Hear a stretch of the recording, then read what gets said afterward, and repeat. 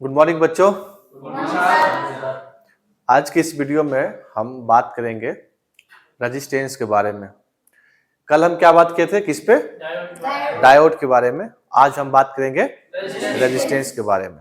ठीक है, तो रेजिस्टेंस के बारे में हम ये देखेंगे कि ये क्या होता है, किस प्रकार से काम करता है, सर्किट में इसका क्या यूज होता है और सिंबल क्या होता है, इसको किस प्रकार से हम समझेंगे। बारीकी से हम सभी टॉपिक पर इसके बारे में हम बात करेंगे। स्टार्ट करें? तो सबसे पहले हम जान लेते हैं इसका डिफिनेशन। सबसे पहले इसका हम परिभाषा जान लेते हैं क्या होता है। अब आज का टॉपिक क्या है? रेजिस्टेंस। ये रेजिस्टेंस जो होता है ना, प्रतिरोध का इंग्लिश वर्ड है। क्या है? प्रतिरोध का इंग्लिश वर्ड है। ठीक है, ठीक है। क्या लिखा है? प्रतिरोध वह गुण है जो बिजली की धारा के बहाव का विरोध करता है। कहता है प्रतिरोध, प्रतिरोध वह गुण है जब हम करंट को फॉलो करवाते किसी सर्किट में, उस धारा को क्या करता है? ये विरोध करता है। विरोध का मतलब क्या होता है? रोकता है। विरोध का मतलब क्या होता है? रोकता है। अब क्यों रोकता है उसको भी हम जानेंगे। तो पहला क्या है डिफिनेशन? ये प्रतिरोध का वह गुण है जो बिजली की धारा आई के बहाव को विरोध करता है। ठीक है, यहां तक समझ गए किस प्रकार से ये विरोध करता है, इसका करने का क्या रीजन है। अब विरोध कर रहा है तो क्यों हम इसको इलेक्ट्रिक में यूज कर रहे हैं, इन सभी चीज को हम बारीकी से पढ़ते जाएंगे। तो सेकेंड स्टेप क्या है इसका? सिंबल। क्या है? सिंबल। इसका सिंबल क्या है? आर से। इसका सिंबल क्या होता है? अगर वही हम बात करें इसका यूनिट, यूनिट का मतलब क्या होता है? किससे हम इसको मेजर करते हैं, मापते हैं ना। जैसे अभी एग्जांपल ले रहे हैं ना, दूध को किस में मापते हैं? लीटर में। तो वही है जो प्रतिरोध को हम किस में मापते हैं? ओम में। किस में मापते हैं? ओम में। प्रतिरोध को हम किस में मापते हैं? ओम में। यहां तक किसी को कोई दिक्कत? ये छोटा सा एक टॉपिक है जो हम तुरंत कवर कर लेंगे। प्रतिरोध जो होता है किस प्रकार से करंट को रोकने का काम करता है, तो उस चीज को हम समझाने के लिए अपने बोर्ड पर एक एग्जाम्पल लिखा है। एग्जाम्पल में क्या है? देखो, एग्जाम्पल में कहता है मोटा पाइप। जो घर में पानी का जो पाइप होता है ना, उसका अगर मोटा रहेगा, पाइप का साइज जो होता है वो मोटा रहेगा, तो उससे पानी कितना फास्ट निकलेगा? फास्ट निकलेगा या नहीं निकलेगा? वही है कि पाइप जब मोटा रहेगा तो क्या होगा? पानी जो है क्या होगा? आसानी से क्या करेगा? ये गुजर जाएगा। इसमें कोई डाउट? और वही पतला पाइप रहेगा, पतला पाइप रहेगा तो क्या होगा? पानी क्या होगा? धीरे से। ये बात समझ आ रही है?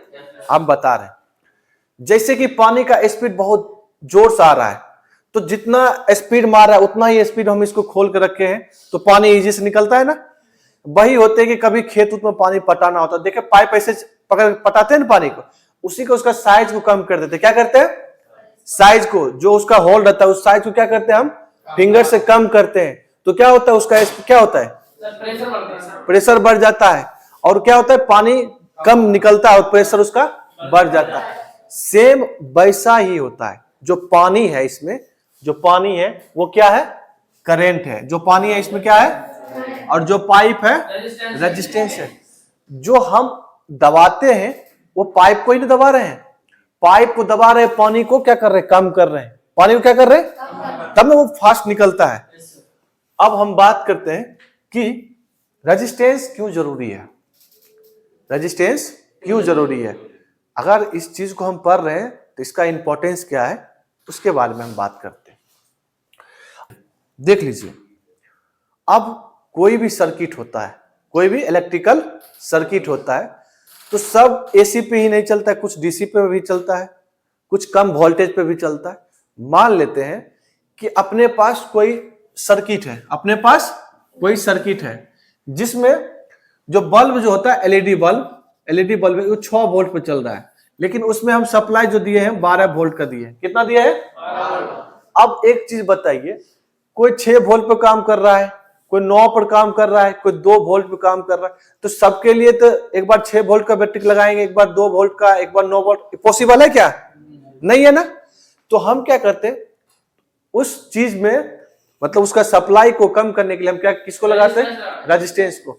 अगर हम रेजिस्टेंस नहीं लगाएंगे, मान लेते हैं ये बैटरी है, ठीक है, यहाँ पर एलईडी बल्ब है, इसको डायरेक्ट हम सप्लाई से जोड़ दिए डायरेक्ट, अगर इसका धारा इससे ज्यादा रहेगा, जितना इसका कैपेसिटी है, अगर उससे ज्यादा रहेगा तो ये क्या होगा?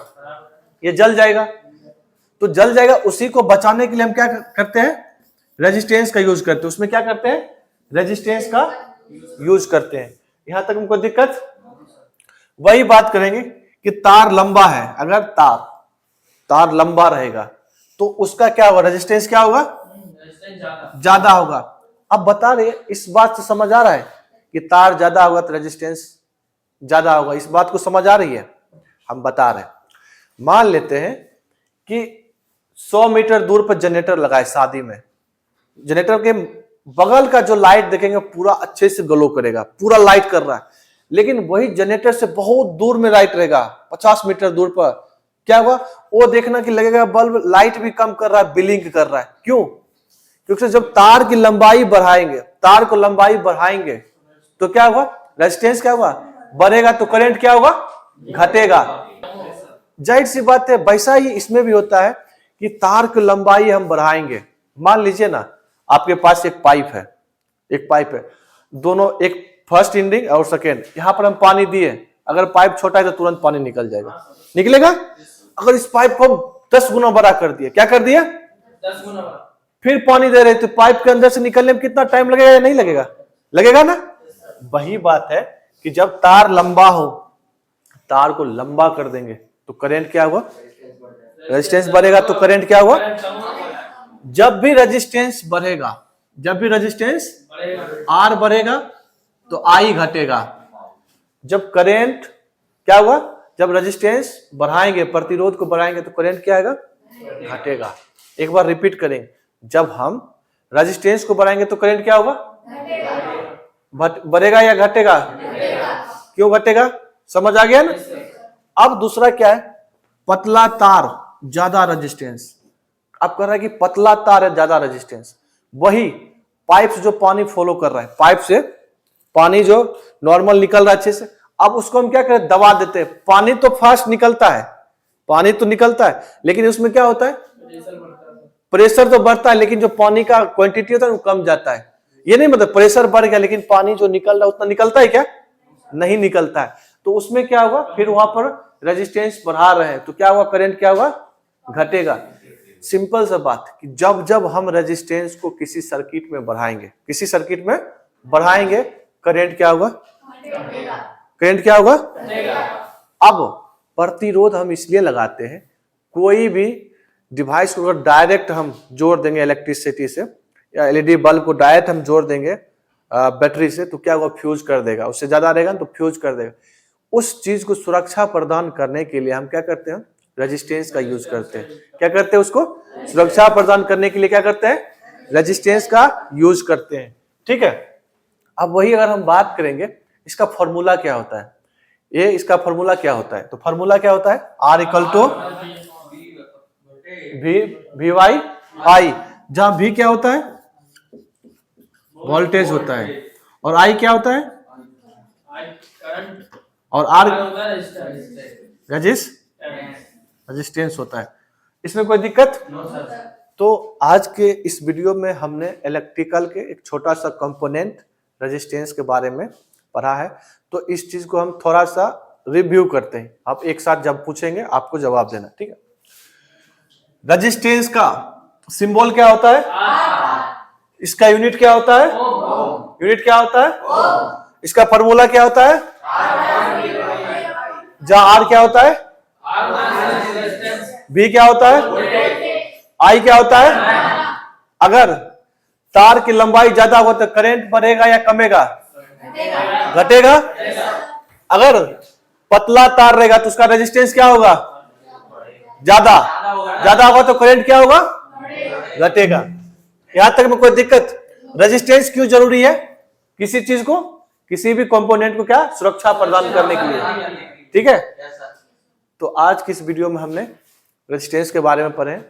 कल का वीडियो में हम पढ़ेंगे एसएमपीएस क्या होता है, या तो रेक्टिफायर किस प्रकार से काम करता है, या तो रेक्टिफायर को हम कैसे बनाते हैं, इन सभी चीज के बारे में हम बारीकी से पढ़ते जाएंगे। ठीक है, उम्मीद है कि ये वीडियो समझ आए। मिलते हैं किसी और वीडियो के साथ, तब तक के लिए पापा। अबे साले बंद करने दो वीडियो पहले।